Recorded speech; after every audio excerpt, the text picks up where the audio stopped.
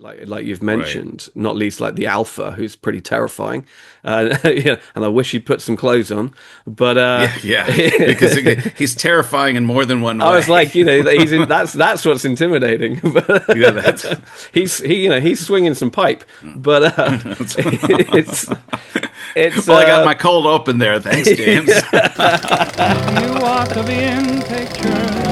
You're wonderful to see. You ought to be in pictures. So, All James, we both saw 28 you Years would Later, which opened in Hong Kong be. just this week. Obviously, the sequel to Danny Boyle's 28 Days Later and the subsequent 28 Weeks. What are your initial thoughts? okay. My initial thoughts have been a rocky road. I've got to be honest, over the last sort of Okay. 48 hours or so since watching it, because yeah, let's start right at the end, as it were. Um, the minute it finished and the lights came up, we came out. I really wasn't sure if I liked it or not. Hmm. There were definitely elements to it that I did appreciate, and we'll get into all of that, of course. But I wasn't sort of overwhelmed by this sensation, like, oh, that was a great movie. Welcome back. It's great to get back Yeah. into this franchise again. It had felt quite uneven and a bit sort of long, and Hmm. I felt like tonally it was a bit all over the place. And on the way home, I was kind of musing, to what I was going to say about it. What Hmm. where I was going to land on it. The following morning, I woke up and the stuff I liked had sort of percolated to the top, and Okay. the stuff I didn't like had kind of gone by the wayside. And so I think I am ultimately veering on the side of positive. And I really do. It's one of those films where I definitely appreciate what it's going for, and I'm sort of excited for where it's going to go now, because I think somebody asked me yesterday afternoon, "Oh, is it any good? Should I go see it?"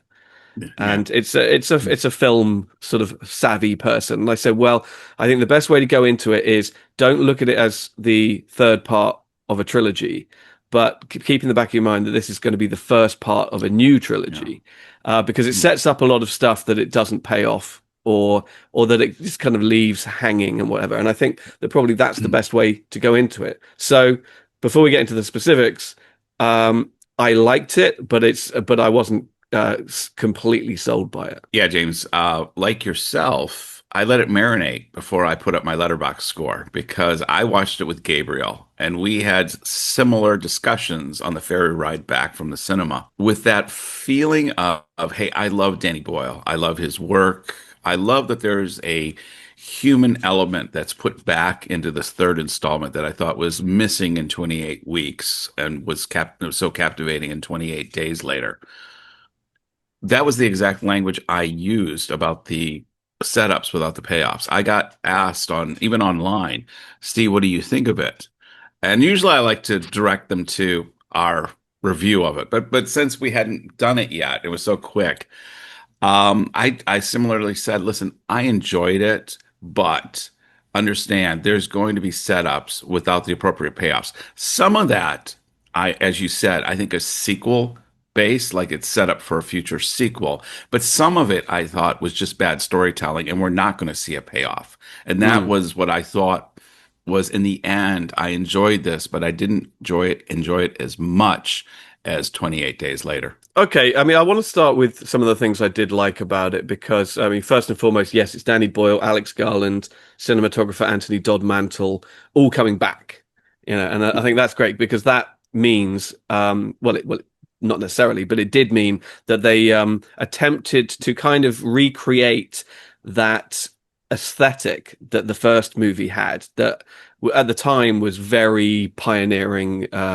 It was very different. It used these Yeah. handheld consumer grade DV cameras to give it this kind of really edgy. I felt Grainy that kind of yeah, feel. Yeah. grainy look. I felt that they were trying to sort of almost emulate CCTV footage or something like Hmm. that. I mean, 20 odd years down the line, unfortunately, one of the things that hasn't aged so well with 28 Days Later is the look of the film, because Hmm. we're now watching it on such high quality, high resolution, like TV screens and what have you, that sort of smudgy, grainy DV footage now looks a bit kind of crap quite frankly. But I really appreciate what they were going for in terms of the framing and the editing and the use of like high frame rates to get that really kind of sort of edgy, kinetic sensibility to it. And that has all come through in 28 years later. They have Yeah. returned to that look for the film, and they have been shooting it on iPhone 15s, I believe. And we've Mhm. seen little behind the scene featurettes about these rigs that they had, where they've connected like sort of 20 of the iPhones into a sort of hemisphere, but it's like a portable rig that they can literally hold round the actor like this and do all this kind of crazy, very versatile stuff with it. And obviously, if you're using an iPhone, you've got that lightweight versatility to it, so you can Mhm. put the camera absolutely anywhere. I mean, they're not just holding a phone. This is not a 15. I'm a cheapskate, but they're not like holding the phone and shooting like this. An extra rig on it with an additional lenses and all the rest of it, but it's still being recorded onto an iPhone. So I liked all of that. I liked seeing sort of the band come back together and aim for that kind of aesthetic for the film again. Um, I also appreciated the structure of it. I mean, although I found it a bit uneven and a bit sort of Yeah. unwieldy at times, I really liked the idea that you've got this central character, this young kid, Spike, and the whole movie is his kind of like coming of age, his rite of passage. And it's divided up into sort of three sections, where in each section he has a different adult mentor character that he is Mhm. sort of taken under the wing of. And it's kind of, is this your protector, or are you having to protect that person? So you've got Aaron Taylor Johnson as his father in the first section, and then Jodie Comer, his mother, in the second section, and then Ray Fiennes as this kind of sort of adopted mentor figure in the third section. And then inevitably in these kind of movies, and we do talk about the end of films, he ends up on his own. By the end, he's Mhm. been through all this run this gauntlet, and he's on his own, and he has learned something from all of them. So I really appreciated those elements to it, and how quintessentially British it was as well. So many of the little Very reference British points, film. yeah, the little sort of cultural touchstones that are left behind. It opens with the Teletubbies, and it ends with, I mean, if that's not a nod to Jimmy Savile of all people, that I don't know, I don't know what You know, is. everything else you've said thus far, I probably have considered it. That I had not considered. Yeah, I mean, because it ends with him coming face to face with this sort of gang of sort of, they're Yeah. almost like the Droogs out of Clockwork Orange. They're they're all dressed up in ridiculous sort of similar costumes. But if you know who Jimmy Savile is, and if you don't, look him Yes. up. It is a hell of a roller coaster of a story. They are very, very definitely, very specifically dressed up as Jimmy Savile, and that opens a whole doorway to all kinds of things that we can get into a bit later as well. It's going to be an interesting part two to this trilogy because those characters that they set up at the end are quite mesmerizing. I mean, they're fun to watch, and you almost for a moment you're thinking, where the hell did this movie just go? But then you think, I'm thinking, oh, this is going Christopher Eccleston from the first movie. This is where this is going to head. It's a little bit creepy, but they obviously they leave that for the next film. I agree with you. You know what I thought was interesting in this film was how they relied on a unknown child actor to be the star in this movie. You've got Aaron Taylor Johnson, you've got Jodie Comer, you've got Ray Fiennes, but they are all character actors around this kid.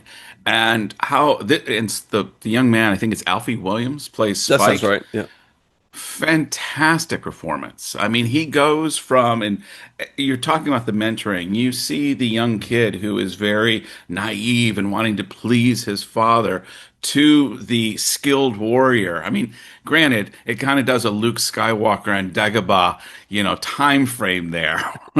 Sped up a little So bit, you say Ray but finds his Yoda in this situation? that's it. Actually, he had more of a Marlon Brando thing going from Apocalypse Yeah, Now. there's a bit of That's Colonel Kurtz in there, isn't there? Yeah, There's a little bit there. Obviously not as insane, but and much more benevolent.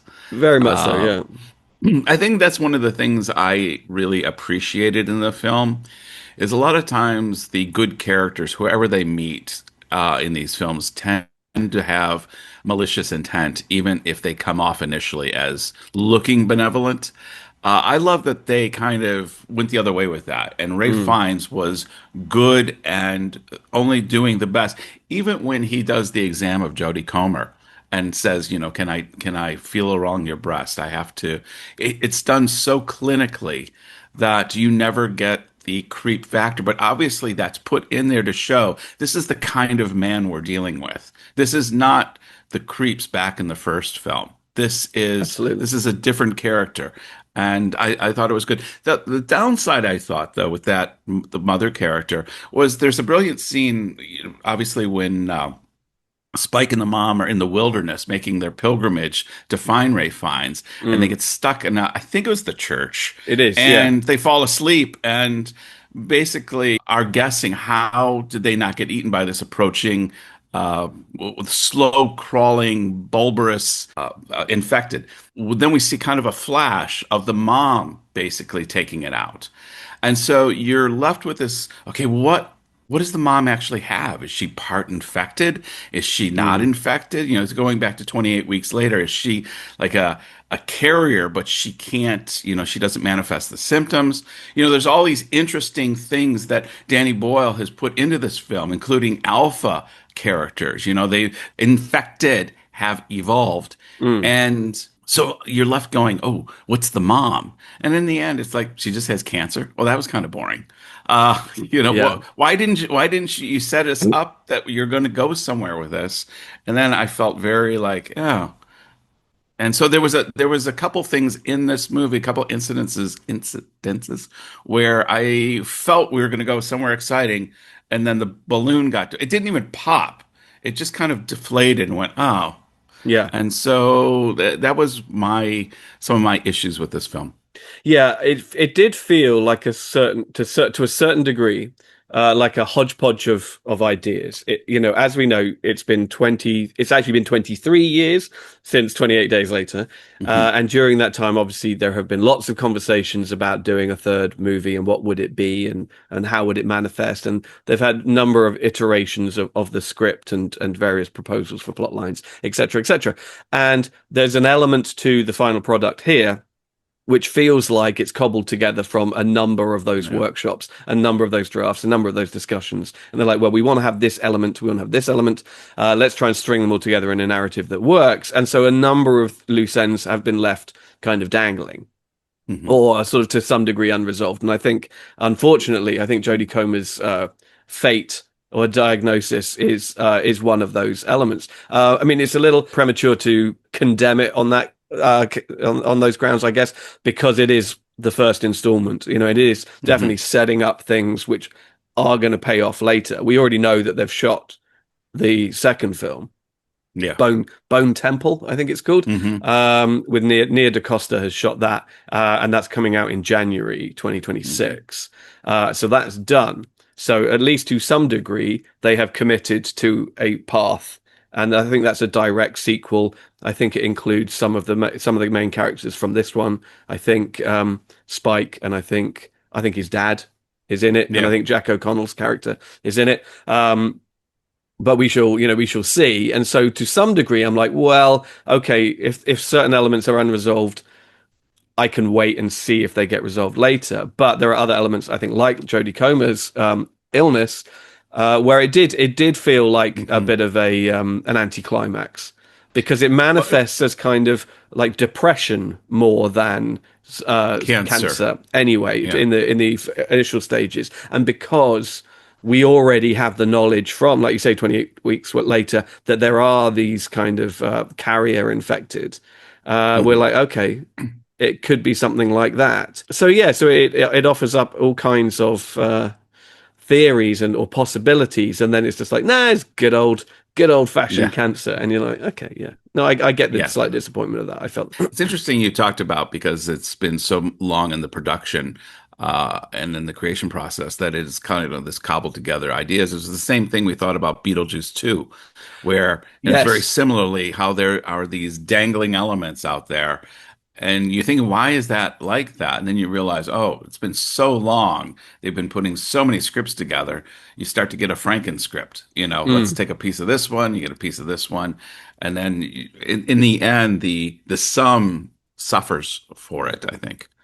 Yeah, very much so. Very much so. And yeah, you end up with something that is a little sort of uneven and it just and I know that because it's kind of to one degree or another you could call it like a road movie essentially, although they're on foot. Yeah, You know, it is essentially about the and those are inherently kind of episodic in nature. yeah, So they often can feel slightly sort of disjointed and uneven and cobbled yeah. together in that regard and then each scene doesn't necessarily relate to the preceding one or what have you, but I think the overall tone could have maintained something slightly more consistent. But Yeah. Let me ask you a quick question. Being around you British so much over mm, for so many years, I often can get a lot of the Englishness and the Britishness that's in this right, film. But some of the surreal uh, interjections into this of, old movies and like oh yeah, right, Crusaders, yeah, doing archery, and there's these elements that are popped in surreally at times. And I'd like to pride myself in being able to get those things. And I'm going to be honest, I didn't you quite didn't. get what Danny Boyle was getting with this. So enlighten me, James. Help me out Okay, here. okay. So yeah, there is a lot going on. Those clips, let's start there. Those clips that have been like cut in, which was I thought really Mhm. daring, really surprising, are from the Laurence Olivier movie of Henry V, which Oh, was that's what it's from. Okay. yes, yes. So it's the Hmm. Battle of Agincourt. Once more onto the breach, dear friends, and fill this Yes. hole up with the English dead or whatever it is. Which was We made, band of brothers. Yeah.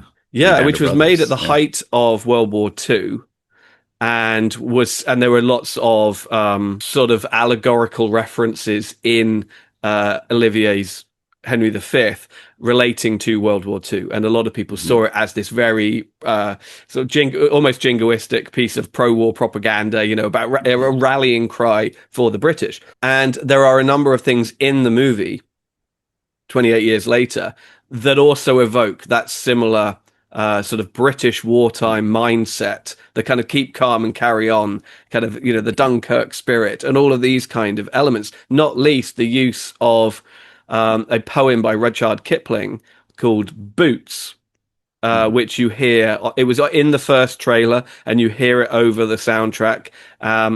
And it's got this very sort of repetitive, very sort of what would you call regimented tone to it. And that was written in like the late 19th century and it was all about the Second Boer War. And it's all about British soldiers, the mundanity and the conditioning of war, so, wartime conditions, and just marching, marching, marching. And there was a very famous audio recording of it done by an American actor called Taylor Holmes in 1915, which became so ubiquitous that it was actually adopted by the military for training exercises, as a kind of metronomic, repetitious rhythm to put Okay. in the background. And that is the version of it that you hear playing over the soundtrack. So that Mhm. recording is over 100 years old, but it relates to just this idea. It's trying to, perhaps ironically in this case, but put people who hear it into the mindset of uh, preparedness for battle and for Mhm. conflict.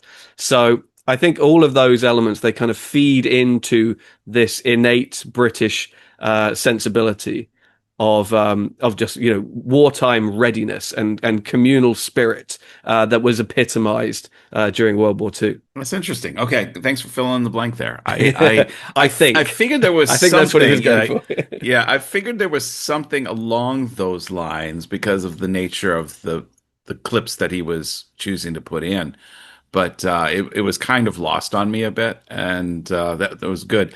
What's interesting is this is so uniquely British. I'm flying to the UK in 8 or 10 days, Oh, nice. and now I'm thinking, oh my God, it's full of infected. I don't want to go to the UK. It's I have seen that a lot of the sort of, particularly the British critics, are grabbing on the fact that it's all about sort of the British Isles have been quarantined and separated yeah. from mainland Europe, and they're seeing it as a kind of post-Brexit Brexit. Yeah. allegory of separationism, Mhm. isolationism, and this is what happens, because it obviously in the film it's not self-imposed, But Right. this is the fate of the UK after, if you break from the mainland, it's just going to fall into a sort of apocalyptic disarray. And I thought it's kind of amusing. It's like most allegories, it's there if you want it to be there. Yeah.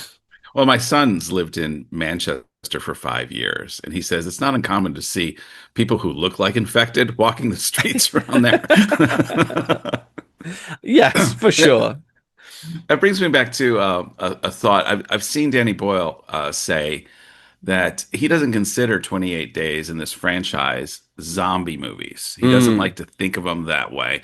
And so I had that quote in my head while I was watching 28 Years Later. Like, what does Boyle choose to focus on? Where is he going? And unlike maybe a zombie movie maker or a horror movie maker who would go with a different tone or in a different emphasis, you can see it going from 28 days to 28 years, jumping over weeks, which he didn't do. I think he was a producer on it, but that he really brings back the human factor. This is all character driven. This is all revolves around this boy. This boy is the central character. And I think he really tried to bring some of the humanity back that was missing in 28 weeks, because 28 days was so, even my wife said that, she doesn't typically watch these kind of movies, but in watching them all this week, she said she really liked the first one, the second one not as much, and then she asked, is it worth going to the third one? And I said, well, it captures some of that human element from the first film that I think you resonated with. Yeah, I think it definitely sidesteps 28 weeks later without dismissing it.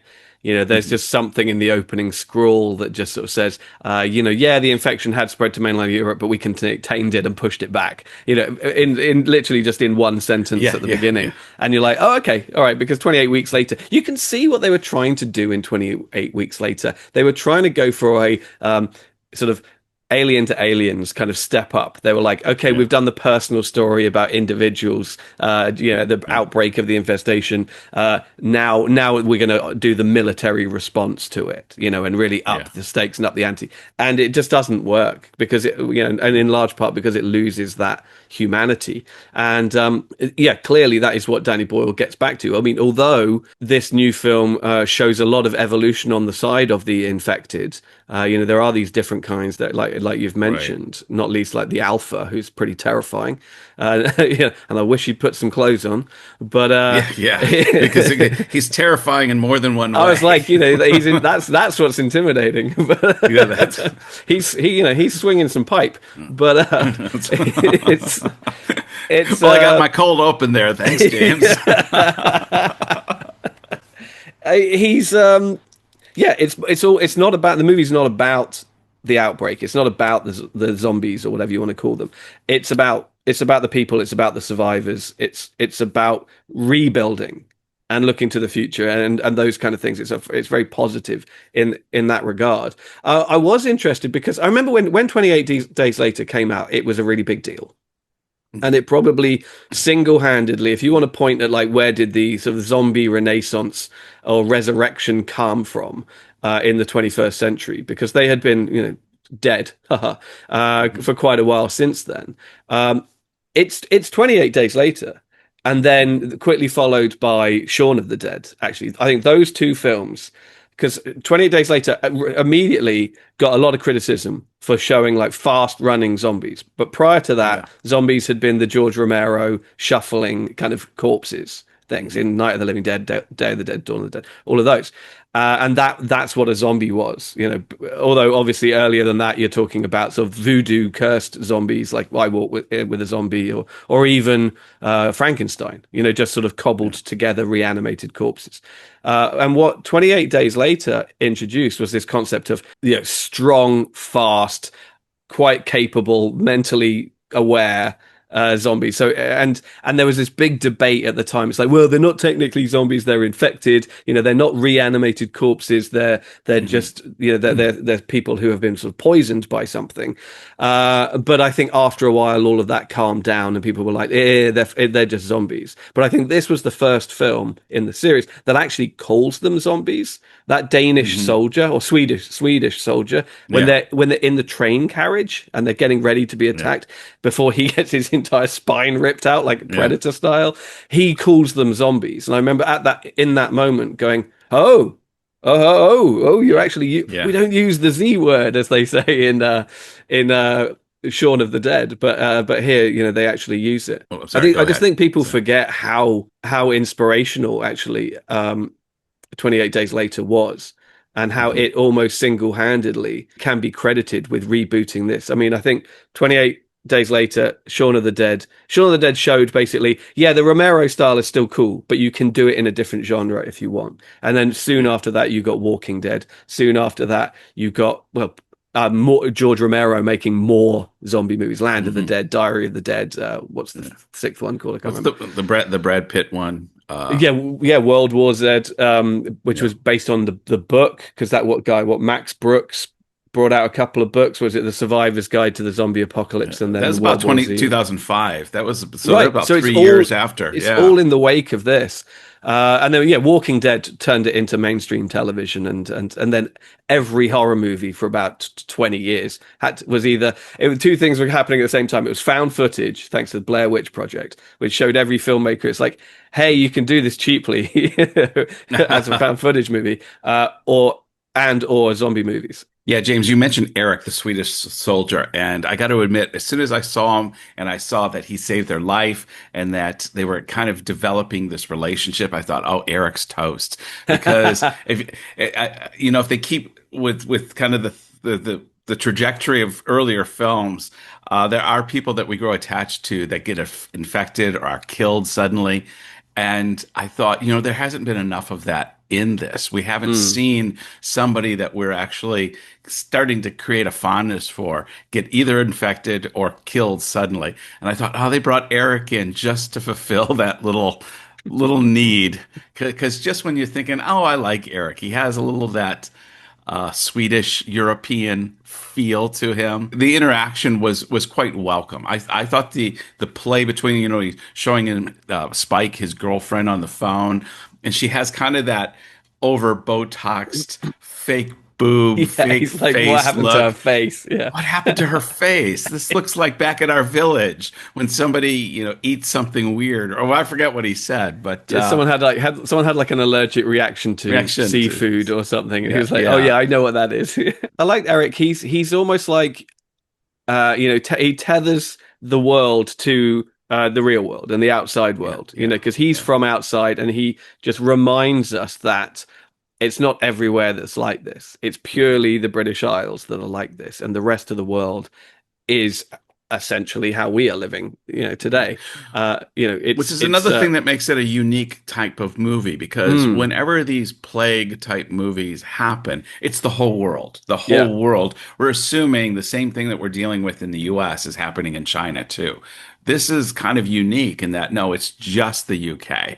Only the UK is quarantined. In fact, when I was kind of reading up on the film to reacquaint myself, I think it was in Wikipedia. I saw that when they were promoting 28 weeks later, that they showed the universal sign for infection and contamination and quarantine, which is obviously in a lot of the logos of the show. They beamed that onto the White Cliffs of Dover during Oh, and wow. I thought, Yeah. man, that would have been really both cool and scary to have seen. Yeah.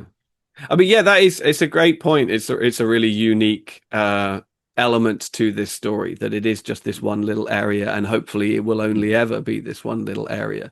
And the infected are just sort of breeding through themselves, but sooner or later there aren't going to be any people left. I mean, uh, although we get hints at the end that there Yeah. are more people when we meet the Well, Jimmies. this is the question I had was the Jimmies. The question I had was in 28 days later, it's inferred that everybody starves to death, that these Yeah. things, there's not enough out there to sustain them, and that the quarantine naturally goes away because of starvation. But we're led to believe that maybe they're scrounging for worms or something, and that's how, they're surviving 28 years later. Yeah, they've become a completely different beast in Yeah. in many ways, surviving however they can. Which again I think is kind of interesting. It changes it up a little bit so that there remains an element of mystery to what they are exactly and how they operate exactly, because otherwise it's very easy for characters and the audience to just become complacent about like, oh yeah, I understand this threat and I know how to overcome it, and so they're not so scary anymore. But by showing them evolving or devolving in these ways, but sustaining it, I think it just sort of adds to the tension. But I think it also, in a way, that the fact that they can sort of forage and live off the earth kind of thing, in some ways means okay, yeah, they are finding different ways to sustain themselves, and that's a little bit more scary, that they have got that sort of resolve to adapt. But also it plays into one of the other elements that I think this film really embraced, which is the more sort of folk horror side of it. It's again something that's certainly not exclusively British.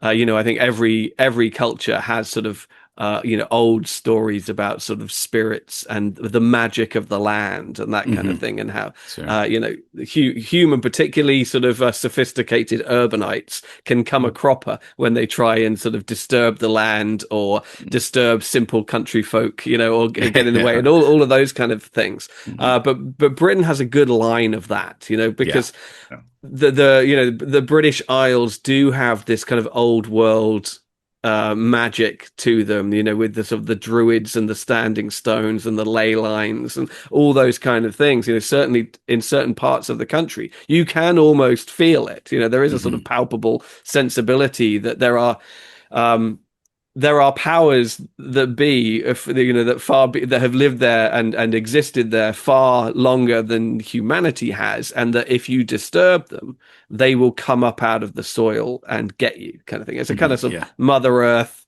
versus humanity kind of thing. Certainly, when you look at sort of the structures that Ralph Fiennes has been building, about sort of trying to reunite the dead with the land kind of thing. There's that element to it, but also I got it from the way that the zombies are kind of feeding off the earth as well. It's like they are becoming almost possessed by something primal. They don't need humanity and by extension civilized society in order to survive. They are now being powered by something far more primitive and primal. So which I mean, everything you said just leads into the very fact that they are reproducing. We have a baby that occurs, and there's a lot unsaid, and there's a lot of we talked about the payoff coming in the sequel. There's some questions that are definitely not answered about are infected. It's hard to believe that anything in that rage can engage in sex, some kind of copulation. Until you see that alpha and you're like, oh, okay, all right. I think you just have to walk nearby him and you'll get pregnant. Indeed. Which, this is another thing that bothered me was somehow when Jodie Comer, the mother, is able to calm the lady so that she can have the baby. Again, it infers that Jodie Comer has some kind of hybrid thing going. There's something about her that's different. And so it's completely unexplained by her just having cancer. I mean, why does she feel compelled to help this lady? She's infected. I don't care if she's pregnant. Eric's going, get away. It's I don't care if it, this is not how you cannot reason with these people. They don't have babies. This is not something we're going to deal with. And so the very fact that they introduced that and leave it unresolved left me a little unsatisfied. But also, I mean, not just that, but the fact that the baby appears to be uninfected. Yeah. Well, we get the answer for that. Ralph Fiennes says it's the magic of the placenta. Sure, but I mean, I'm not gonna accept that on face value. But I mean, and that's an interesting sort of throw, because it's not the first time you've seen a zombie baby. So, I remember Zack Snyder's remake of Dawn of the Dead, which is quite decent. It's actually okay, which was his first movie, actually. That has woman gets pregnant, but then she gets bitten before she gives birth, and then the baby comes out. I'm pretty sure the baby's a zombie in that. And that kind of makes more sense in a way. Yeah. So the idea that the baby, I'm not saying that it's nonsensical, but it asks intriguing questions. I mean, Yeah.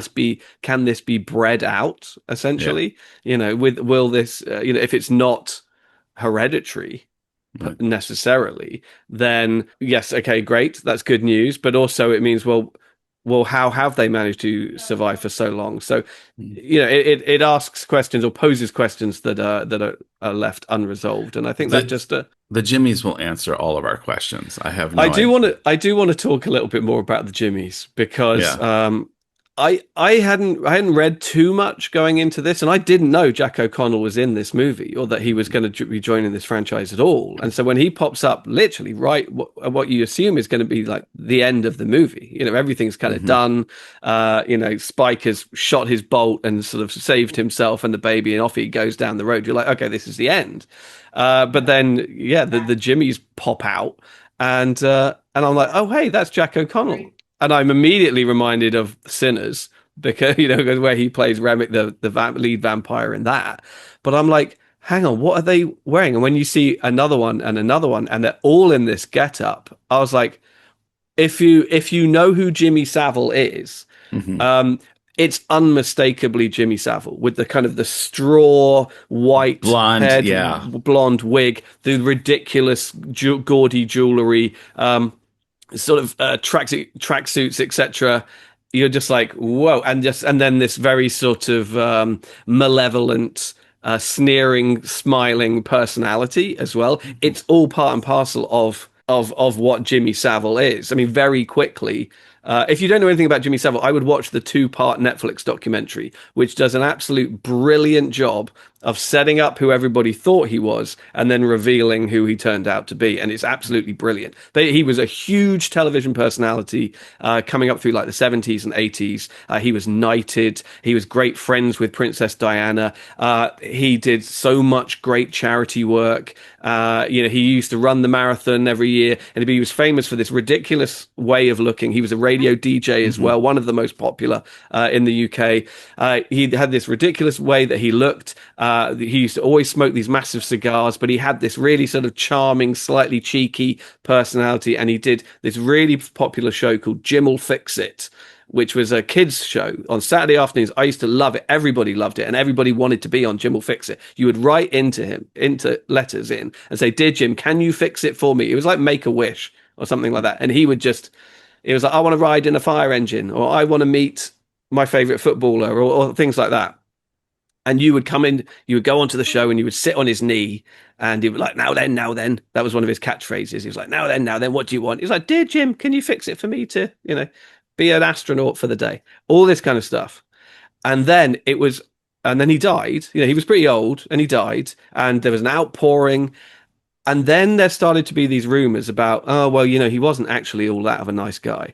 And the rumors turned into investigations, turned into victims coming forward, turned into an absolute horror show, a nightmare of who this guy was. And it turned out he was an absolute monster and had been like a sexual predator, and even worse, for like his entire life, his entire career.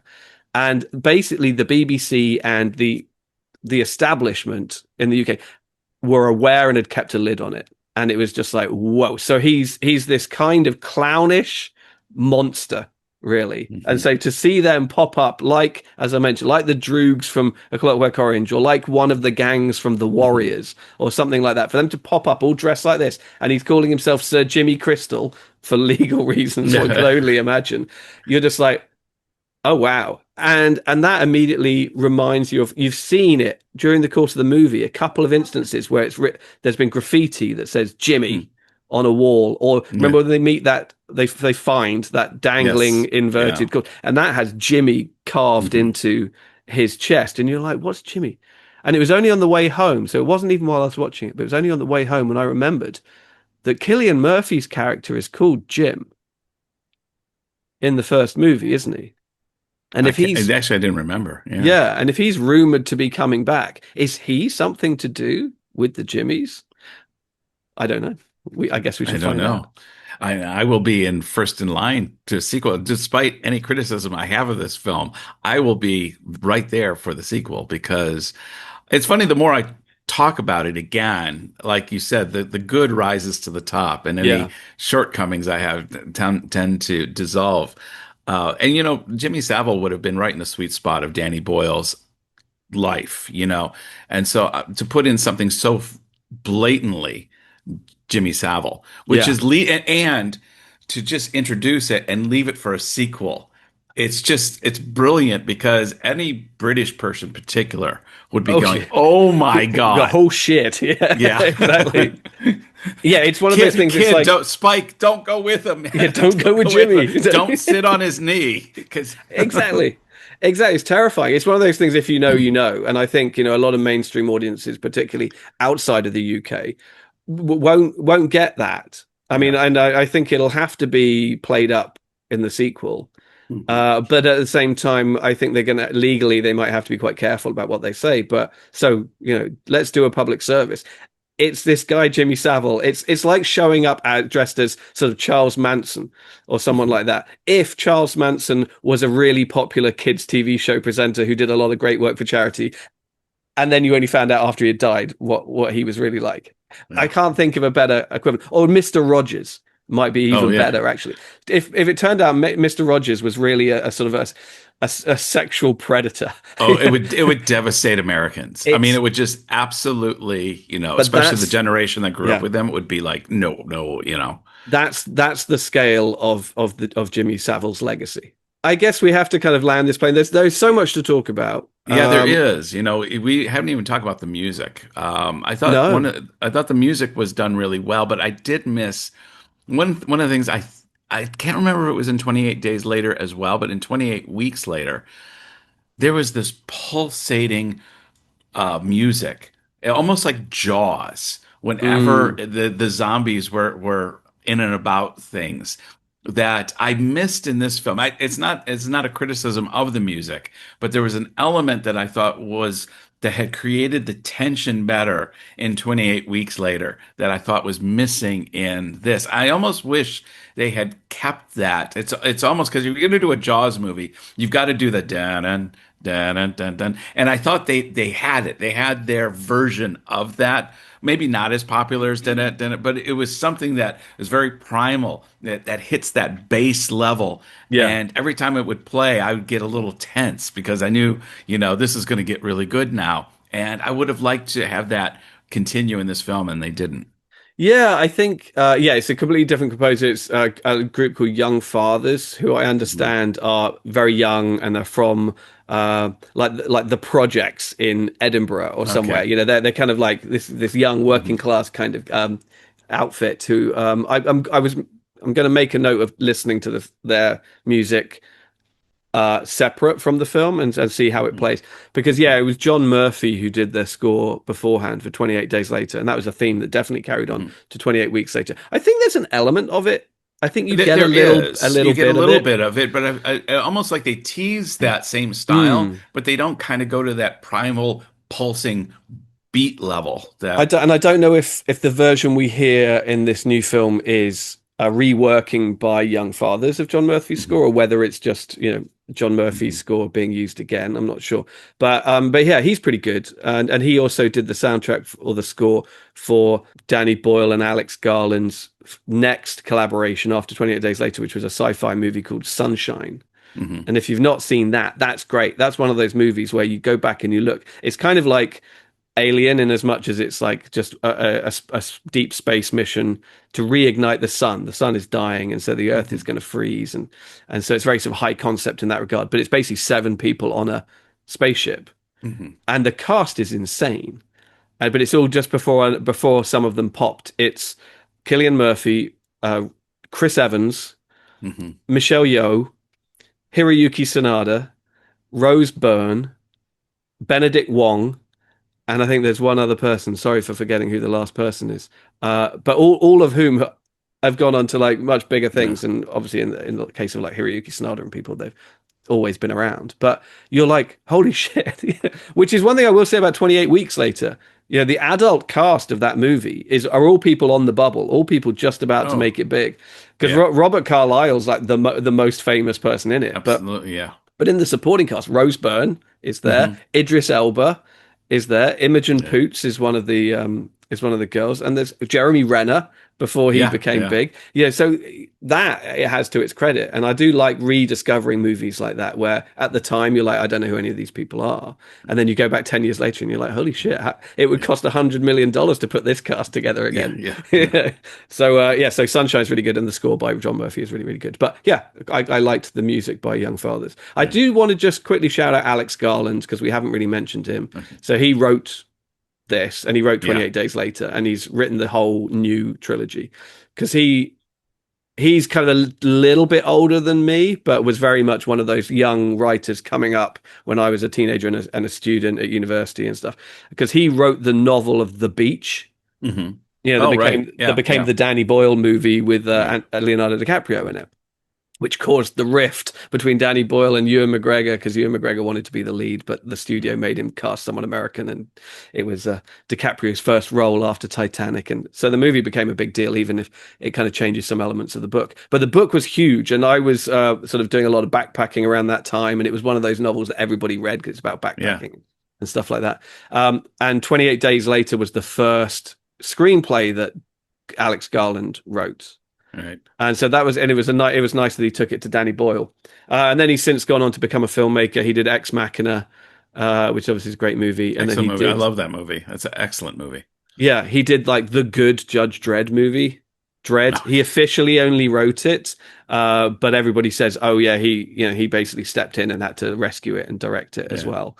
And then more recently, he did Civil War last year, and then Warfare this year with his military advisor from Civil War said, "Oh, I want to do a movie about my story in Iraq," and so they did Warfare this year. So he's great, and he's a very sort of. My point being that I think a lot of the very specific 1970s, 1980s British suburban references and Yeah. childhood references, things like the Jimmy Savile stuff, is all coming from Alex Garland, I think, Interesting. Okay. Good. specifically, Good. and I yeah, didn't he's think doing of, a good job. and I didn't know The Beach would have been a better movie, I think, with Ewan McGregor. Well, the character in the book is British, Yeah. so and yeah, Danny Boyle and him, they'd been on this great run. Train spotting. Shallow Grave, Train Spotting, and even A Life Less Ordinary, which isn't very good, but still. And then it was The Beach with his next one. It seemed so obvious, Yeah. that Ewan McGregor would play Jim or whatever his name is. And then they were like, no, we can't. The studio, I think it was Fox, are making us Yeah. cast Yeah. DiCaprio, and it's like fair enough. Okay. Well, James, we're gonna have to land this plane. Yeah, we I'm are, gonna we I'm, are. I'm going to rather than ask what unit of measurement we're going to use to grade 28 years later. I'm just gonna say, how many Jimmies would you give this film? Yeah, it's a really interesting one, isn't it? I mean, like I said, right at the top, I've got a feeling this is going to be a longer video, but right at the top, I came out very mixed feelings about it. But the more, as hopefully I'm getting across, the more I talk about it, the more enthusiastic I am about it. There's so much in this movie that is so interesting and exciting and promising for the future and innovative and all of those kind of things that I'm kind of convincing myself on the fly as we talk about it, that it's a better movie than I initially came away thinking about, and I'm almost quite tempted to go watch it again Hmm. now. So yeah, I came out very mixed. I think I gave it a letterbox score yesterday of 3, but I've convinced myself to go up one. I think actually, Hmm. because it still has flaws and there are still issues with it, but I kind of think that I might go watch it again and just see how it goes. So I'm going to give it 4 Jimmys, 4 legally not Jimmy Saviles out of Hmm. 5, because I think there is just so much in it that is of value. Yeah.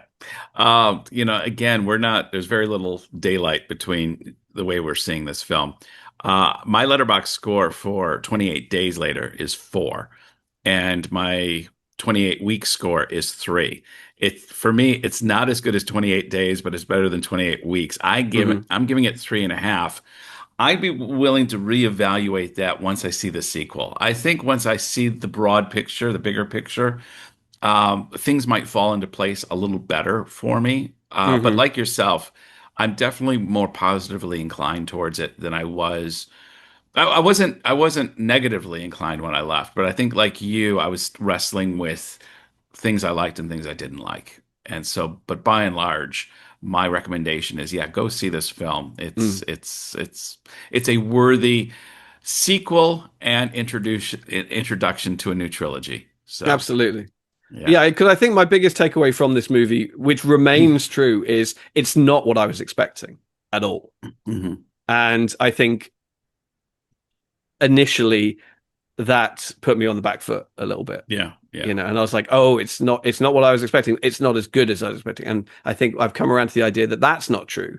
It's still not the movie I was expecting it to be, but it's got so much going on that, yeah, I like it more and more. Well, that's what James and I think about the Danny Boyle film 28 years later. But what say you? Did it meet your expectations? Did it not? We'd love to hear your thoughts in the comments below. James? Yeah, and which elements of it resonated for you? I hope we've been of use explaining some of the quintessentially British elements to it. Did you ever write into Jim will fix it? Do you have any idea who Jimmy Savile is? Just anything. Just yeah, we want to know your thoughts on this movie, which is really one of, as I said, the more I think about it, the more I like it. So, how do you feel? Till next episode. Bye bye. You're Bye-bye. wonderful to see. You ought to be in pictures. Oh, what a hit you would be. You're